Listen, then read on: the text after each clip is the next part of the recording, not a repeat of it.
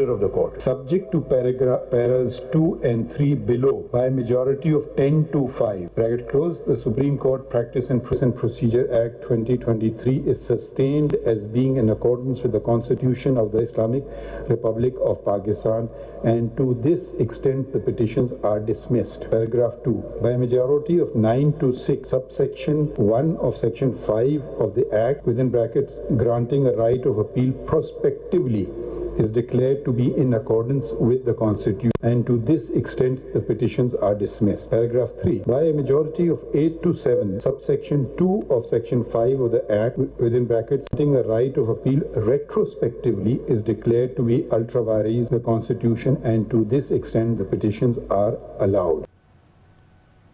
अस्सलाम वालेकुम नाज़रीन, आप देख रहे हैं एक्सप्रेस न्यूज़ पे कल तक प्रोग्राम और मैं हूं मोहम्मद जुनैद हलीम। बिलाखिर नाज़रीन वो फैसला आ चुका है जिसका सबको था इंतज़ार। जी हां, सुप्रीम कोर्ट ने आज practice and procedure act case का फैसला सुना दिया है। 5 समातों के बाद चीफ जस्टिस की जानिब से मुख्तसर फैसला पढ़कर सुनाया गया है, जबकि केस का जो तफसीली फैसला है वो बाद में सुनाया जाएगा। मुख्तसर फैसले के मुताबिक 10-5 के तनासुब से इस एक्ट को बरकरार रखा गया है, जबकि अज खुद नोटिस का फैसला 3 जजेस की कमेटी करेगी। 9-6 के तनासुब से अपील का हक भी तस्लीम कर लिया गया है, यानी कि आइन के आर्टिकल 184(3) के तहत होने वाले फैसलों पर अब अपील का हक भी हासिल होगा। जबकि 8-7 के तनासुब से एक और दिलचस्प फैसला भी आया है। अदालत ने फैसला दिया है कि इस एक्ट का इतलाक माजी के फैसलों पर नहीं होगा। ये बहुत अहम बात है। यह केस एक अहम नुक्ता है क्योंकि इस केस के साथ सियासी पहलू भी जुड़ा हुआ है। अब इस फैसले के तहत नवाज शरीफ और जहांगीर तरीन, जो कि पुरुमीद थे कि उनको अपनी ताहियात नाहली के खिलाफ अपीलों का हक मिल जाएगा, वो नहीं मिल सकेगा। मजमूई तौर पर इस फैसले को खुशाइन करार दिया जा रहा है। इस फैसले के जरिए पार्लियामेंट की बालादस्ती को तस्लीम किया गया है, जबकि इस मामले को भी सेटल कर दिया गया है कि पार्लियामेंट सुप्रीम कोर्ट के प्रैक्टिस एंड प्रोसीजर बिल पर भी कानूनसाजी कर सकती है। नवाज शरीफ ने तकरीबन 4 साल के बाद वतन वापसी का फैसला भी नाज़रीन कर लिया है। एक और बड़ी डेवलपमेंट है और वो रवाना हो चुके हैं सऊदी अरब के लिए, अपने सफ़र का आगाज़ कर चुके हैं। ताहम उनकी वापसी का ये सफ़र सऊदी अरब और उसके बाद फिर खलीजी ममालिक, जिसके बारे में कहा जा रहा है कि दुबई UAE से होकर वो फिर 21 अक्टूबर को खुसूसी तैयारा, जिसका नाम हमने आपको बताया कि उम्मीद पाकिस्तान रखा गया है। पाकिस्तान की उम्मीदों को पूरा करने के लिए, पाकिस्तानियों की उम्मीदों को पूरा करने के लिए वो इस तैयारे पर वापस पहुँचेंगे। लेकिन इसके बावजूद, हतमी डेट अनाउंस होने के बावजूद, अब भी ये चमगोया जारी है कि जो आज का फैसला आया है या फिर इसके बाद जो सियासी मंजरनामा है, क्या नवाज शरीफ साहब वापस आएंगे भी सही या फिर उम्रा करके और मिडिल ईस्ट के अंदर मुलाकातें हम होंगी, उसके बाद वो कहीं वापस ना चले जाएं, इस पर भी बात करेंगे। नून लीग के लिए इस वक्त जो सबसे बड़ा चैलेंज है वो ये है कि क्या वो नवाज शरीफ के इस्तकबाल के लिए एक मुतासिर कुन मिसाली इस्तकबाल कर पाएगी, क्योंकि कॉर्नर मीटिंग्स और जलसे ख़त्म करने के बाद अब ये डायरेक्शंस दी जा चुकी हैं कि तमाम तर फोकस 21 अक्टूबर को उसके ऊपर मरकूज़ करना है कि किस तरह से अपने कायद का मिसाली और पुरतपाक इस्तकबाल करना है। तो नून लीग इस मामले में सरगर्म ज़रूर है, ताहम इसकी कामयाबी या नाकामी का फैसला तो 21 अक्टूबर को ही हो पाएगा। और नून लीग किस बयानिए के साथ इलेक्शन में उतरेगी, इसका फैसला भी 21 अक्टूबर को नवाज शरीफ की जो तकरीर होगी उसमें ही सामने आएगा। गुज़िश्ता समात जब हुई थी तो खुसूसी अदालत ने साइफर केस में नाज़रीन चेयरमैन PTI के खिलाफ फ़र्द जुर्म आयद करने के लिए 17 अक्टूबर की तारीख मुकर्रर कर दी थी, जबकि आज चेयरमैन PTI की जानिब से इस फैसले को इस्लामाबाद हाई कोर्ट में चैलेंज भी कर दिया गया है कि उन्हें रिलीफ मिलना चाहिए और देखना अब यहाँ पे होगा कि क्या कोई रिलीफ उनको मिल पाएगा। इस पर भी आज ही के प्रोग्राम में हम बात करेंगे। जो मेहमान हमारे साथ आज के प्रोग्राम में होंगे उनका तारुफ आपसे करा देते हैं। हमारे साथ मौजूद होंगे हसनात मलिक साहब, सीनियर सहाफ़ी हैं, और इसके अलावा नईम हैदर पंजोता साहब होंगे, चेयरमैन PTI के वकील हैं, जबकि कुछ ही देर में हमें माइज़ा हमीद साहिबा भी ज्वाइन करेंगी, नून लीग की रहनुमा है।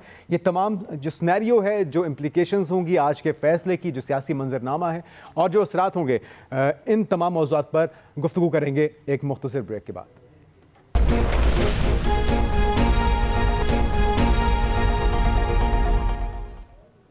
नाज़रीन, प्रोग्राम का बाकायदा आगाज़ करते हैं। आगाज़ करूँगा माइज़ा साहिबा आपसे। अभी कुछ देर पहले, इस प्रोग्राम के आगाज़ से पहले हमने खबर चलाई कि शहबाज शरीफ साहब की तरफ से इस फैसले को, जो आज प्रैक्टिस एंड प्रोसीजर बिल का फैसला आया है, खुशाइन करार दिया गया है। इसके बावजूद कि माजी के जो इस पर इतलाक नहीं होगा इसके ऊपर, केसेस के ऊपर, इसके बावजूद आप समझते हैं कि नवाज शरीफ साहब को चाहे रिलीफ ना मिले, लेकिन फिर भी मजमूई तौर पर नून लीग इसको खुशाइन समझती है? Bismillahirrahmanirrahim. Thank you for inviting me to your show. देखिए, बात यह है कि हमारा पहले दिन से ये स्टांस था कि प्रैक्टिस एंड प्रोसीजर बिल जो है उसको असेंबली ने, इलेक्टेड असेंबली ऑफ पाकिस्तान ने जो है वो पास किया था। तो उसको जो है वो लेटर एंड स्पिरिट में एक्सेप्ट किया जाना चाहिए था, लेकिन फॉर ऑल पॉलिटिकल रीजंस और जो है एक सुप्रीम कोर्ट एक जगह पे पार्टी बना रहा पिछले 2 महीने से, तो वो जो है हर लॉ जो है पार्लियामेंट का उसको चैलेंज करते रहे।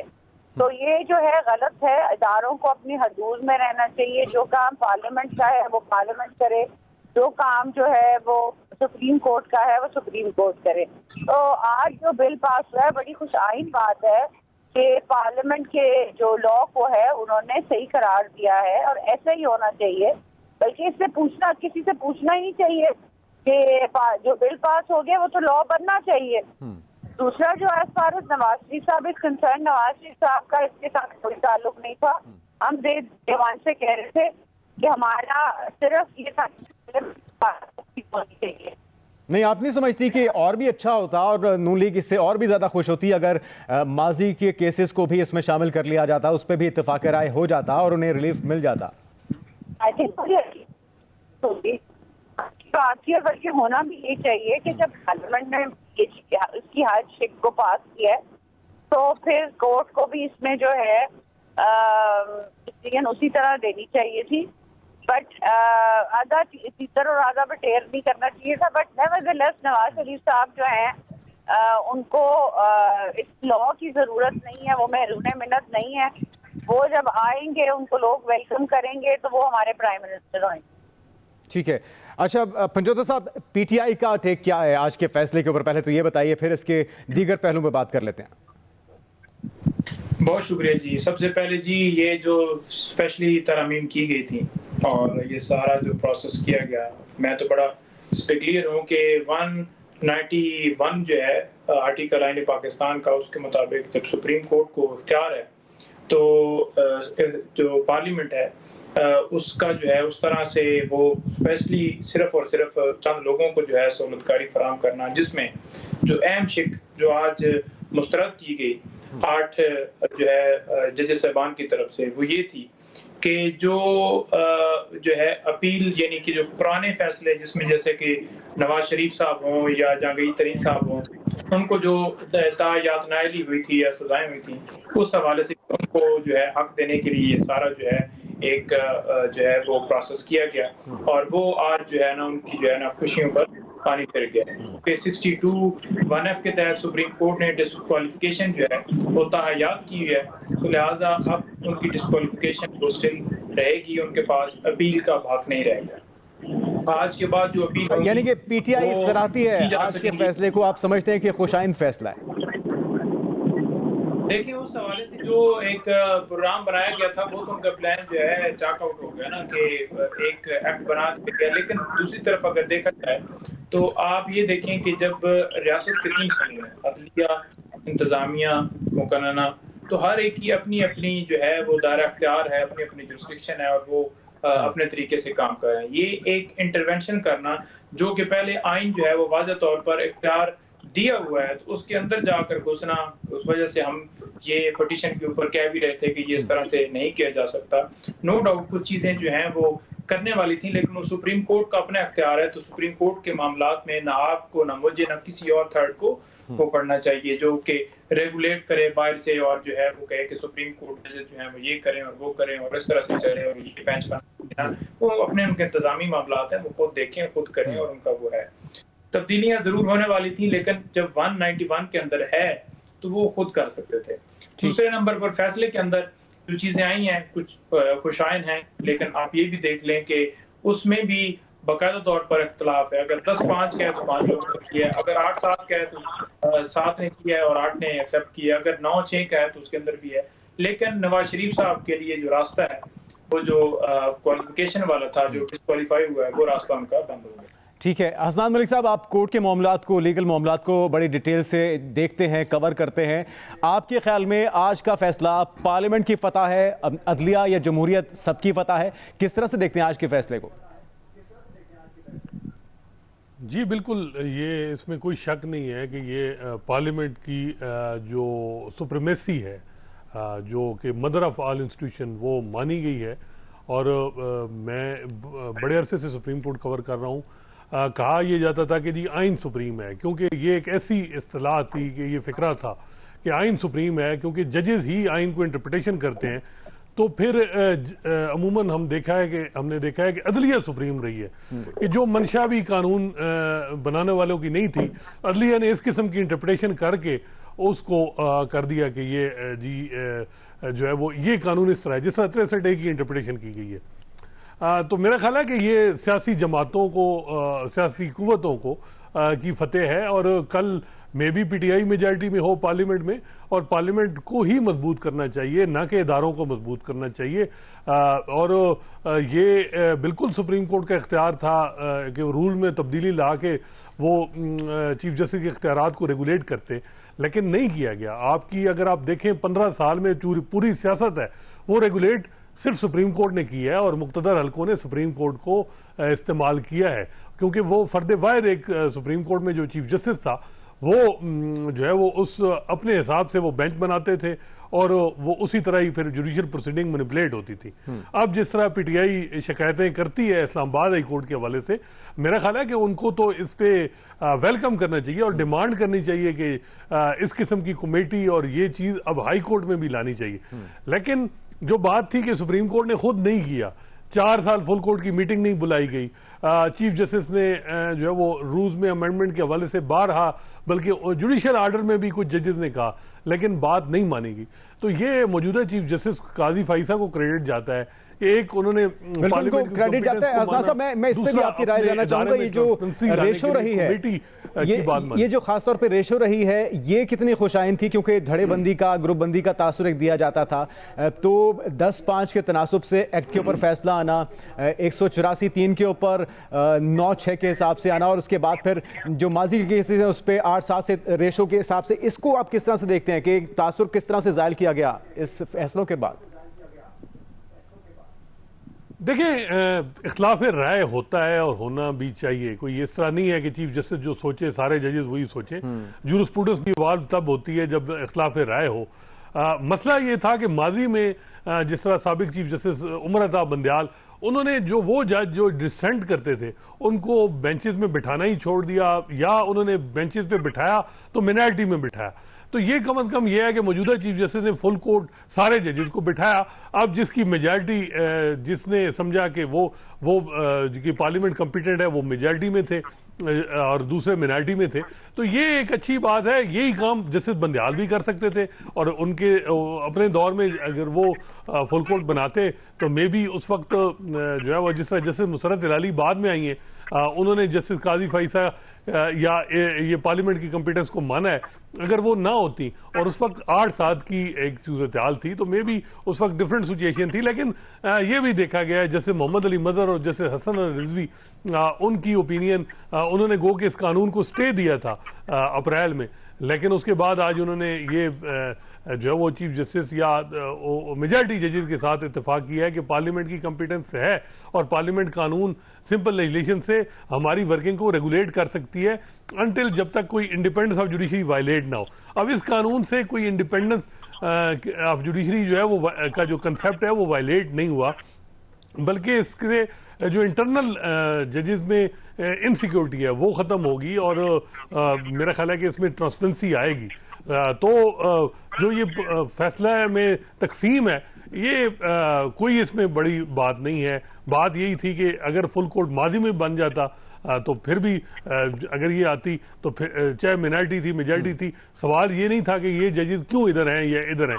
सवाल ये था कि जो जजेस जिनका ओपिनियन डिफरेंट है उनको बेंचेस में क्यों नहीं बिठाया जा रहा है। जिस तरह अभी पीटीआई शिकायत करती है कि इस्लामाबाद हाई कोर्ट में हर मामला क्यों इस्लामाबाद हाई कोर्ट के चीफ जस्टिस सुनते हैं, तो ये सारी बातें जब ये सुप्रीम कोर्ट में शुरू होंगी तो अल्टीमेट ये अब हाई कोर्ट में भी आएंगी, और अल्टीमेट इसका सबको फायदा होगा। जिस तरह साकिब निसार के हवाले से नून लीग विक्टिम रही है, जिस तरह उन्होंने वन मैन शो चलाया, तो अब उन्होंने ये कानून लाए, पीडीएम गवर्नमेंट लाई, लेकिन किसी न किसी ने जो है वो शुरुआत तो करनी थी, लेकिन जो है वो पीटीआई को इस नज़र से नहीं देखना चाहिए कि ये जो है वो कानून से जो है कि कोई सुप्रीम कोर्ट की जुडिशरी की इंडिपेंडेंस अंडरमाइन हुई है। ठीक है माइजा साहब, आपके ख्याल में जैसे वो पंजोता साहब बात कर रहे हैं कि वो लोग जो उम्मीदें लगाए बैठे थे कि जहांगीर तरीन साहब को या मियाँ साहब को इससे फ़ायदा हो जाएगा, उनकी उम्मीदों पर पानी फिर गया है, तो क्या मियाँ साहब अब इंतखाबात में हिस्सा नहीं लेंगे या फिर जो इलेक्शन एक्ट में तरमीम थी उसका फ़ायदा उठाया जाएगा और वो अप्लाई करेंगे इलेक्शन कमीशन में दरख्वास्त दायर करेंगे हिस्सा लेने के लिए? देखिए, बात ये कि सुप्रीम कोर्ट का जो वर्डिक्ट है regarding practice and procedure act 2023, इसको एक खुलशाइन स्टेप समझा जाए, बिकॉज जो है ना ये डेमोक्रेसी लाता है in the working of supreme court और शो करता है कि हम सबको रिस्पेक्ट करनी चाहिए पार्लियामेंट की। तो अदलिया और मुकन्ना को हमेशा अपना काम करना चाहिए, ना कि एक दूसरे की कामों के अंदर जो है वो इंटरफेयर करना चाहिए। अदलिया का काम है लॉज बनाना, पार्लियामेंट का काम है लॉज बनाना और अदलिया का काम है लॉज को इम्प्लीमेंट करना। तो इस तरह ही रहा जाए तो बेहतर है। अगर जजेस पॉलिटिकल हो जाएंगे और पॉलिटिकल पार्टी से एसोसिएट करेंगे और पहले ही पता चल जाएगा कि फैसला किस किस्म का आना है और किस पार्टी को फेवर करना है, तो that is not the due process of law. Justice has to be seen to be done. तो ये चीजें तो हो नहीं रही। ठीक है, ये तो आप बिल्कुल ठीक बात कर रही हैं कि ये तासुर नहीं जाना चाहिए, लेकिन मियाँ साहब इंतखाबात में हिस्सा लेने जा रहे हैं क्या इस बार? मैं उसी तरफ जा रही हूँ। मैं ये कह रही हूँ कि देखिए, मियाँ साहब एक मुंतखब प्राइम मिनिस्टर हैं और वो चाहते हैं कि सुप्रीम कोर्ट जो है और पार्लियामेंट जो है वो अपना अपना काम करे। एक और बात मैं कहना चाहती हूँ कि हर कोई ये ना सुप्रीम कोर्ट पे नजरें लगा के बैठा होगी जी अब हमारा बिल पास होना है या नहीं होना। This is not the job of the court. और दूसरा मैं ये कहती हूँ कि जो भी स्पेसिफिक क्लॉजेज हैं, जो लीगल एक्सपर्ट से हमने बात की है, उसमें स्पेसिफिक क्लॉजेस जो अंडर डिस्कशन है वो कंसर्न जो अपीलों पे कंसर्न करती है मियां नवाज शरीफ की पास्ट जजमेंट्स, जो दे डू नॉट इफेक्ट मियां नवाज शरीफ साहब। जो वो क्लॉजेस हैं उनकी जो अपील्स आ रही हैं उनमें इफेक्ट नहीं करती। तो आई थिंक कि जो है मियां साहब फ्री हैं and he will be able. आप ये कह रही हैं कि उनके सर पे इस वक्त नाहली की कोई तलवार नहीं लटक रही? वो नहीं जी, बिल्कुल नहीं। वो आजाद है इंतखाबात में हिस्सा लेने के लिए, ये कह रही हैं आप? इंशाल्लाह जी। आप एग्री करेंगे पंजोता साहब ये जो बात माइजा साहब कर रही हैं?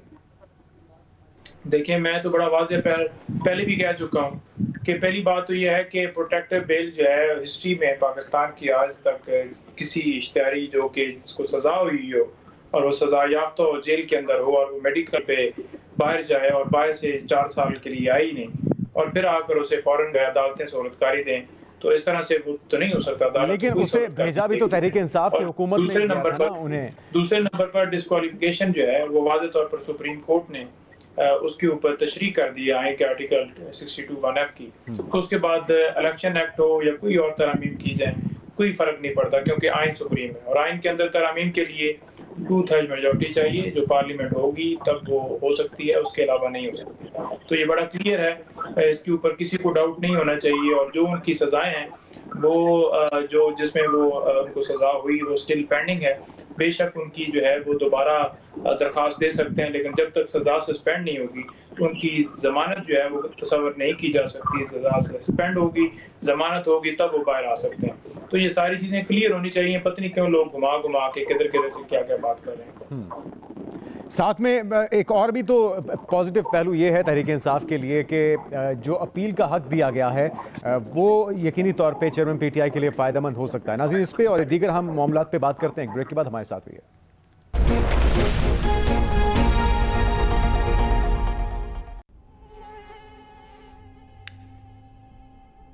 अपने बच्चों की सेहत और उनके सुकून को डेंगू मच्छर का शिकार ना होने दें। किंग टॉक्स वेपराइजर अपने घर में जरूर रखिए, जो डेंगू मच्छर को छोड़ेगा नहीं, मारेगा चुन चुन के। जो किचन में खड़े खड़े पूरे घर का ब्रेक के बाद नाज़रीन आपको खुशामदीद कहेंगे। पंजोता साहब, एक तो ये बताइएगा कि क्या मुकम्मल तौर पे ये असर ज़ायल हो गया, ये तासुर ज़ायल हो गया कि ये जो केस एक्ट था ये पर्सन स्पेसिफिक था, कुछ ख़ास लोगों को फ़ायदा देने के लिए इसे पास किया गया था। दूसरा ये कि अगर खान साहब को सज़ा सुनाई जाती है तो अब उन्हें अपील का हक मिल गया, इससे आप समझते हैं कि कितना फ़ायदा हो सकता है उन्हें? देखिए, पहली बात तो ये है जो आपने की है वो भी आपने ठीक की है, और दूसरे हवाले से जो आपने बात की है कि डिस्क्वालिफिकेशन के हवाले से जो मामला है वो पहले तो देखना ये होगा कि किस मुकदमे में उनको डिस्क्वालीफाई किया जाएगा। जो मिस डिक्लेरेशन के मुकदमे में जो इलेक्शन कमीशन ने डिस्क्वालिफिकेशन का नोटिफिकेशन किया है वो बिल्कुल गलत है। उसके पास 63(1)H के तहत जो है वो अख्तियार नहीं है कि मिस डिक्लेरेशन में वो जो है वो कर सकें। उसको बाकायदा तौर पर हमने जो कन्विक्शन खान साहब हुई है उसको इस्लामाबाद हाई कोर्ट में चैलेंज किया है और इंशाल्लाह उनकी डिस्क्वालिफिकेशन जो है वो खत्म हो जाएगी। नंबर 2, इस वक्त इमरान खान साहब के ऊपर तोशाखाना के साथ साइबर केस है। साइबर केस के अंदर भी जो है वो किसी तरह से कोई ऐसा मुकदमा नहीं है जिसमें बेल नहीं होगी या क्वेश्चमेंट नहीं होगी, क्योंकि ये ऑफिशियल सीक्रेट एक्ट का मुकदमा बनता नहीं है। कोई कोड्स नहीं शेयर किए गए बल्कि साइफर को डिक्लासिफाइड किया गया और बाकायदा तौर पर पूरा प्रोसेस किया गया, और उसके बाद जो है ये जो है इसके ऊपर जो है बाद में जो है वो आप देखें कि FIR भी दर्ज कर दी जाती है। नंबर 3, ये जो इल्ज़ाम लगाया गया है चोरी के हवाले से, जो कि जुर्म अब के लॉ के मुताबिक वो तस्वर करते हैं। ये जो अभी मुकदमा चल रहा है ये ऑफिशियल सीक्रेट की एक्ट के अंदर तरमीम के बाद जो है वो एक जुर्म बनाया गया और उसके मुताबिक ये इसके अंदर बड़ी क्लियर बात है कि वो जो बिल जिनके ऊपर सदर पाकिस्तान ने दस्तखत ही नहीं किए और उनको चैलेंज किया गया है। और दूसरे नंबर पर आप ये देख लें कि ये जो मुकदमा दर्ज किया गया है ये 15 तारीख को किया गया और ऑफिशियल सीक्रेट एक्ट जो है वो उसके बाद उसके अंदर तरमीम की गई हैं। तो जो आइन का आर्टिकल 12 है वो रेट्रोस्पेक्टिव जो पनिशमेंट है उसके हवाले से बड़ा क्लियर है कि जिस वक्त जो जुर्म किया जाएगा उस टाइम के मुताबिक जो है उस बंदे को जो है वो उसका जो है वो जुर्म जो है वो तस्वर किया जाएगा, ना कि पुराने जो है वो मुताबिक किया जाएगा या है के मुताबिक किया जाएगा। जिस वक्त का जुर्म होगा उसके मुताबिक जो है उसके ऊपर सेक्शन या दफात या जो भी लॉ लगेगा। अच्छा, ये चीज़ें बड़ी क्लियर हैं जिसमें मैं नहीं समझता कि कोई ऐसा मुकदमा हो जिसमें इमरान खान साहब को सजा हो। 9 मई के हवाले से इमरान खान साहब की बिल्स ऑलरेडी कन्फर्म हो चुकी हैं और वो जो यहाँ पर फर्क फरीद बलोच साहब हैं इस्लामाबाद में, उन्होंने बड़े फैसले जो हैं वो ज़बरदस्त दिए हैं। बेल्स में उन्होंने कहा है कि कोई ऐसे शवाहिद नहीं मिले जो इमरान खान साहब को मनसूख करें या एविडेंस हो जो रिकॉर्ड के ऊपर हो कि उन्होंने जलाओ गिराओ तशद्दुद या तोड़ फोड़ के हवाले से उन्होंने किसी को कहा हो या साजिश की हो, क्योंकि ये तो सब गिरफ्तार थे। तो फिर कौन सा केस बनता है जिसमें सजा देनी? जितने केसेस हैं वो सारे सियासी हैं, लीगल एक केस नहीं है, सारे सियासी बुनियादों के ऊपर बनाए गए सारे केसेस हैं जिनके अंदर अगर लीगली तौर पर एक जस्टिस भी खड़े हो जाएं तो ये एक दिन के अंदर इमरान खान साहब बाहर आ सकते हैं। और अगर खड़े ना हो, यही एतराज तो नून लीग की तरफ से भी किया जाता है कि पैनामा नहीं इकामा के ऊपर उन्हें हटाया गया, उनके ऊपर जो केसेस थे वो सियासी बुनियादों पर थे। तो आप नहीं समझते कि ये सिलसिला तो फिर चलता रहेगा? जो किंग्स पार्टी बन के सामने आएगी उसकी चीज़ें हक में होंगी और दूसरे मुखालिफिन हैं उनको लगता रहेगा कि उन्हें टारगेट किया जा रहा है। देखिए, मैं बड़ा इसके ऊपर वाज़ेह कहता हूँ कि किसी को भी काम का निशाना नहीं बनाना चाहिए। हाँ, अगर किसी का कोई जेन्युइन है, किसी को कोई अपार्टमेंट्स हैं, उसने जायदाद बनाई है, कोई एवन फील्ड है या कोई भी चीज़ है या मिल्स हैं, तो उसके ऊपर उसको देखा जाए। मैं इस वक्त बताऊंगा आपको कि इमरान खान साहब के ऊपर क्या जुर्म है, इमरान खान साहब के हवाले से क्या एलिगेशन लगाए गए हैं। तो मैंने जितनी FIR या केसेस पढ़े हैं, कोई भी ऐसा केस नहीं है जो इमरान खान साहब को किसी केस में या किसी तरह से उन्होंने कोई जो है वो पैसे बनाए हो। अब जैसे अलकादरी ले लें तो उसमें कौन से पैसे जो हैं वो इमरान खान साहब के अकाउंट में है, वो तो सुप्रीम कोर्ट के अकाउंट में भी पड़े हुए हैं। तो ऐसे ही एक एक केस, ज्यादा केसेस तो हैं ही दफा 144 के, तो उसमें क्या वो उम्र भर के लिए डिस्क्वालीफाई करेंगे? चले हसनान मलिक साहब, आपके ख्याल में मियाँ साहब के ऊपर अब भी नाहली की तलवार लटक रही है? क्योंकि इस एक्ट के अंदर माजी के केसेस का इतलाक नहीं होगा, लेकिन ये जो तरामीम की गई थी इलेक्शन एक्ट के अंदर उसके तहत 5 साल की सज़ा से फ़ायदा वो उठा सकेंगे और इलेक्शन में हिस्सा ले सकेंगे इस बार? देखिए जी, वो कानून किसी ने चैलेंज नहीं किया। हैरानगी की बात है कि PTI भी खामोश है। हर मामले में उन्होंने सुप्रीम कोर्ट का दरवाज़ा खटखटाया है, लेकिन इस कानून को नहीं चैलेंज किया। तो आपको क्या लगता है कि उनके अपने लीडर को इससे फ़ायदा हो सकता है मुस्तकबिल में, इसलिए नहीं चैलेंज किया गया? अब ये नहीं पता, ये तो अब खुद पीटीआई वाले दोस्त ही बताएंगे कि क्यों नहीं चैलेंज किया। लेकिन ये है कि जब तक वो कानून मौजूद है तो नॉमिनेशन पेपर जमा होंगे। और कुछ इत्तलात हैं कि इलेक्शन कमीशन भी कह चुकी है कि वो कानून आ गया है, उसमें जो है वो नायली की मुद्दत 5 साल कर दी गई है।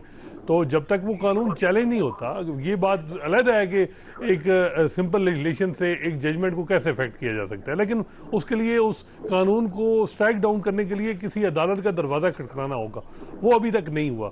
दूसरा, अभी और भी कई चीज़ें हैं। रिव्यू का जो कानून है, जो स्ट्राइक डाउन किया है जस्टिस उमर अता बंदयाल ने अपने टिनोर में, उसमें भी लिखा हुआ है कि जो रिव्यू खारिज हो चुके हैं, वो अगर, एक तो ये है कि वो जो कानून है उस पर अपील आएगी, वो रिव्यू का कानून भी रिस्टोर होता है, तो फिर ये होगा कि उस कानून में लिखा हुआ है कि जो माजी में जिनकी रिव्यू खारिज हुई है वो दोबारा रिव्यू कर सकते हैं, ताकि स्कोप उसमें बड़ा होगा और लार्जर बेंच होगा।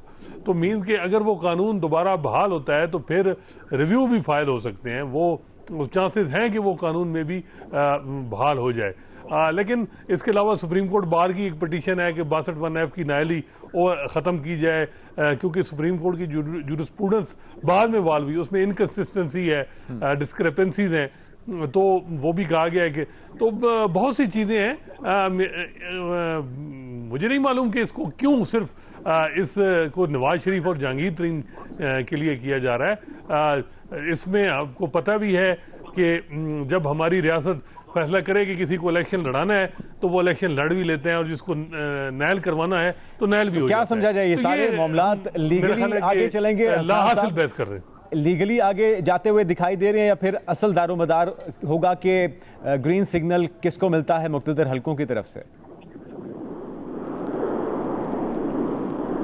जी, वो तो बिल्कुल यही बात है। और अगर आप देखें तो हमारे सियासत इसी तरह ही चली है कि जिस तरह, इसी वजह से सुप्रीम कोर्ट में ट्रांसपेरेंसी के लिए ये कदम है कि कम से कम अब बेंचेस, जब कोई 184(3) में कोई नायल होगा, कोई सियासतदान कोई जो है वो उसको 5 मिनट की हेयरिंग के बाद नायल होगा तो उस पर अपील आएगी, तो वो जजेस कम से कम उस बेंच में नहीं होंगे।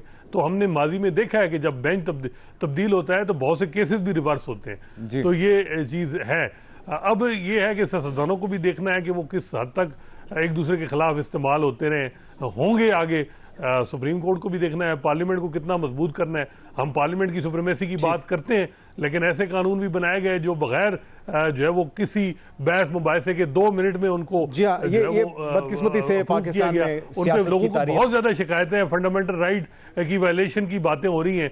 तो अब देखना होगा कि उन कवानीन के हवाले से वो भी अंडर चैलेंज है, तो सुप्रीम कोर्ट क्या देखती है। क्योंकि बुनियादी हकूक, फंडामेंटल राइट का तहफ़्फ़ुज़ भी सुप्रीम कोर्ट ने करना है। बिल्कुल ये भी नहीं है कि अब फंडामेंटल राइट के खिलाफ जो है वो लेजिस्लेशन होगी और सुप्रीम कोर्ट खामोश रहे।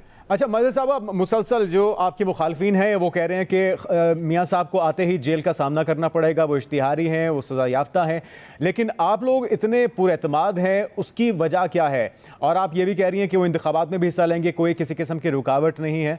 क्या जिस तरह से जाते हुए डील की बात की थी, ख्वाजा आसिफ साहब ने दावा किया था कि डील के तहत वो गए हैं, तो क्या वापसी भी किसी डील के तहत हो रही है? कोई यकीन दहानी आपको हो चुकी है कि उन्हें वापसी पे प्रोटोकॉल भी मिलेगा, इंतखाबात में हिस्सा लेने से भी कोई नहीं रोकेगा? देखिए, मेरा पॉइंट ऑफ व्यू ये है, मेरा जरा पॉलिटिकल एस्पेक्ट है, आपके पास ये है इस पॉलिटिकल जजमेंट को जो है वो इंटरप्रेट करने के लिए। मैं एज ए पॉलिटिकल पर्सन मैं ये समझती हूँ, और हमारी PMLN की लीगल टीम जो है वो इन मामला को हैंडल कर रही है। यहाँ नवाज शरीफ साहब जो हैं वो आएंगे, वो आके मीनार पाकिस्तान में अपना जो है वो खिताब करेंगे और उनसे उनकी हिफाजत की जमानत होगी, और फिर बाद में जो केसेस कोर्ट में हैं उनको डील किया जाएगा। और मियाँ साहब जो है ना कानून से डरते हैं, ना आइन से डरते हैं, ना वो किसी अदालत जाने से डरते हैं। तो वो अगर प्रोसेस में अगर उन्हें बुलाया जाएगा तो वो चले जाएंगे। लेकिन मैं ये फील करती हूँ कि जब एक गलत फैसला किया गया हो, जिसमें जो है एक मुंतखब प्राइम मिनिस्टर को आपने बेनामा करके इकामा पर निकाल दिया, तो मजाक बन जाता है ना कोर्ट। कोर्ट को एक साइड नहीं लेनी चाहिए और लगे कि जी वो साइड ले रहे हैं किसी पार्टी की, ताकि जो है वो पार्टी जो है उसका सरबराह जो है उसको जो है आइंदा भी जो है वो करे डिस्क्वालीफाई कर दें for no reason at all. तो ये नहीं होना चाहिए।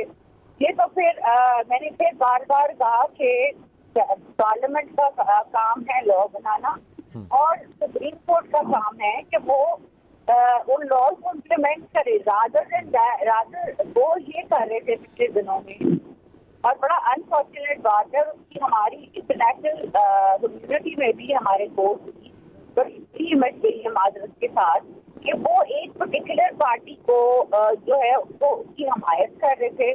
और ये जो पनामा वाला चलें, अभी तो ये तासुर ज़ाहिल हो गया ना कि किसी को फेवर दी जा रही है। साथ में मयूर साहब मैं एक मुख्तसर ब्रेक लेना चाहूँगा, बाद आपसे पूछना चाहूँगा कि जो इख्तिलाफ़ात की बातें हो रही हैं कि नून लीग में इख्तिलाफ़ात पैदा हो चुके हैं, इस मौके पे कितने नुकसानदेह हो सकते हैं और क्या ये हिदायत भी दी गई है, इस बात की तस्दीक करेंगी नवाज शरीफ साहब की तरफ से। शहबाज शरीफ साहब को टास्क दिया गया है कि इन इख्तिलाफ़ात को ख़त्म किया जाए। एक ब्रेक लेते हैं और ब्रेक के बाद इसका जवाब चाहेंगे आपसे।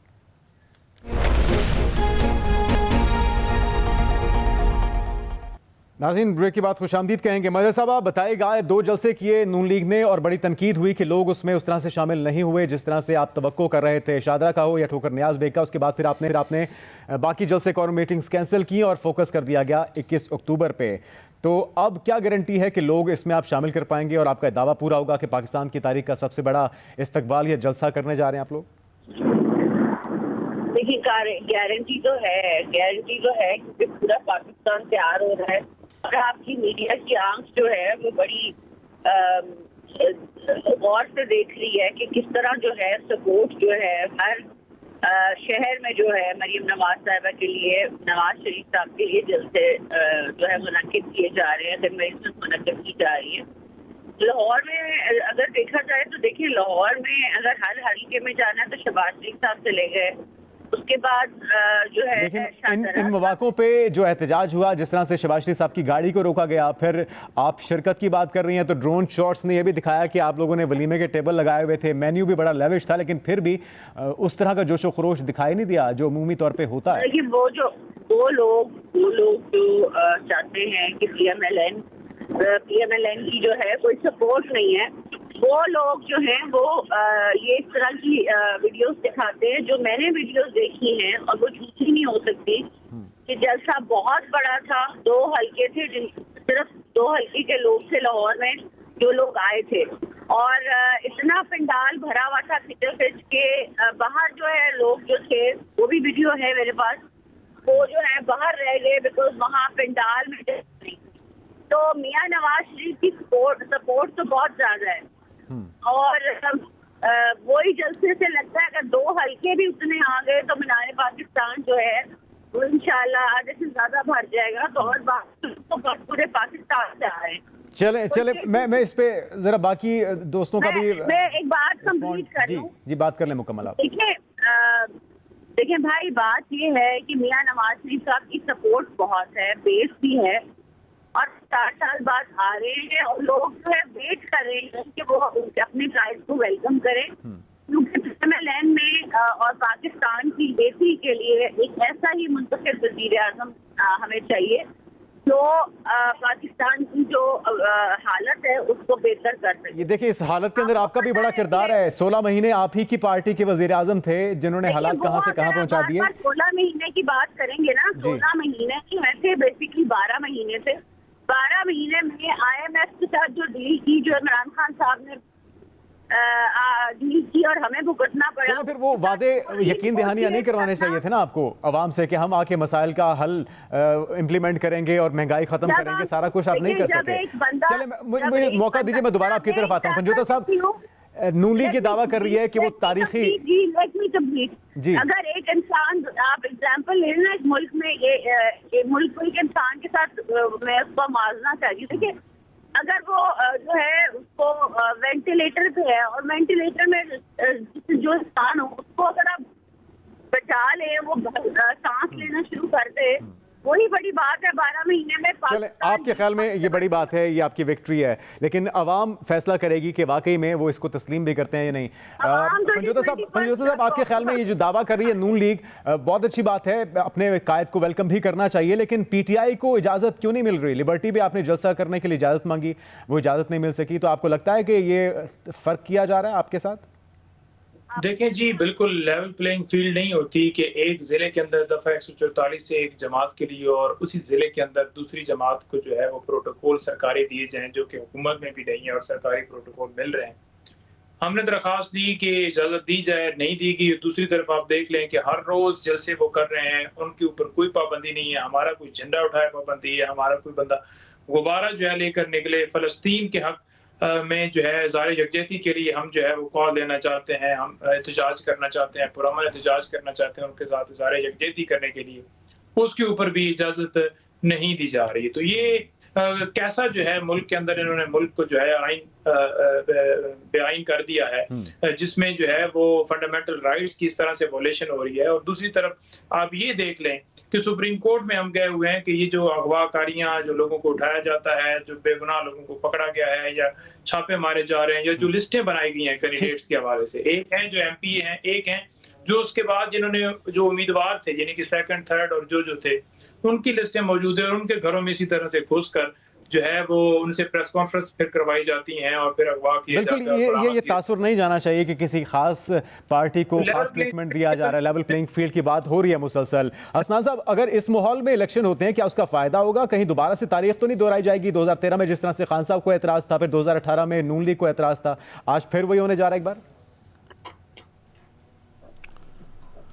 देखिए, अब ये देखना है कि क्या जो है वो जब ये 90 दिन के अंदर इंतखाबात वाली पिटीशन सुप्रीम कोर्ट में आती है तो उसमें क्या फ़ैसला आता है। उसमें अगर कहा जाता है कि जी इलेक्शन कराए जाएं, तो फिर ये बात भी होगी जो बहुत से सियासी जमातें कह रही हैं, लेवल प्लेइंग फील्ड दी जाए। पीटीआई का ये है कि जी हमें लेवल प्लेइंग फील्ड दी जाए। अब तो मौलाना साहब का भी ये दावा मुतालबा है, पीपल्स पार्टी भी यही कह रही है। जी बिल्कुल, ये सारा अब डिपेंड है कि सुप्रीम कोर्ट कैसे, क्योंकि आज से बज़ाहिर अगर आप देख सकते हैं कि मौजूदा चीफ जस्टिस काजी फैसला का जो टेन्योर है वो आज से इस फैसले के बाद से पता चलेगा कि जो इम्पोर्टेंट क्रूशल मैटर है उनमें कौन सा बेंच बनेगा और क्या डिसाइड होंगे। वो बड़ा इम्पोर्टेंट है ये अगले 10 दिन सियासत के हवाले। माहिर साहब, जाते जाते बताइएगा, मियां साहब वो किस तरफ जाएंगे। मियां साहब वापस आ रहे हैं, एक बड़े कदकाठ के लीडर हैं, आप समझती हैं कि वो वापस आने के बाद किरदार अदा करेंगे? ये शिकवा, ये गिला जो हो रहा है दीगर सियासी जमातों की तरफ से, चाहे वो पीटीआई हो, मौलाना साहब हो या पीपल्स पार्टी, वो कह रहे हैं लेवल प्लेइंग फील्ड होना चाहिए, तो मियां साहब इसके लिए अपना किरदार अदा करेंगे ताकि एक हेल्दी कॉम्पिटिशन हो और इंतखाबात के बाद नताइज को भी कबूल किया जा सके उस सूरत में? देखिए, सियासतदानों का जो है मुकाबला टेररिस्ट पे नहीं होता। तो क़यादत है वो टेररिज्म में शामिल है। आप पीपल्स पार्टी को भी यही शिकवा है, आप उनको भी दहशतगर्द कह रही हैं? फिर नहीं, दहशतगर्द पार्टी कोई दहशतगर्द कह रही हूँ। तो ये मैं तो यही अर्ज कर रहा हूँ कि ये शिकवा सिर्फ पीटीआई को नहीं है, ये पीपल्स पार्टी जो आपके इत्तेहादी रहे हैं, मौलाना साहब ने भी यही बात की है।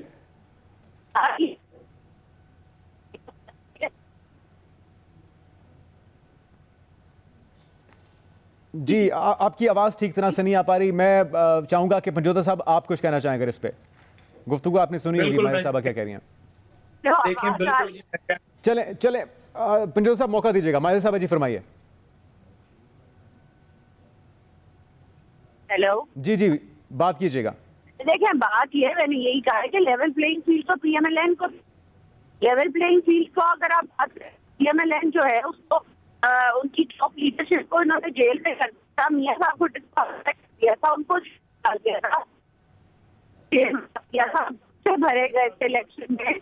आपका जो है वो सिस्टम खराब हो गया था। मैं ये समझती हूँ आपकी बात ठीक है, लेकिन जो माजी में गलत था वो भी गलत होना चाहिए। अगर उस वक्त आरटीएस बैठा था तो आज भी ऐसे मामलात नहीं होना चाहिए कि किसी को ये तासुर मिले या आवाम को ये तासुर मिले कि किसी के साथ खास बर्ताव हो रहा है और किसी को दीवार के साथ लगाया जा रहा है। आज के प्रोग्राम से नाज़रीन इतना ही, इजाज़त दीजिए, अल्लाह हाफ़िज़।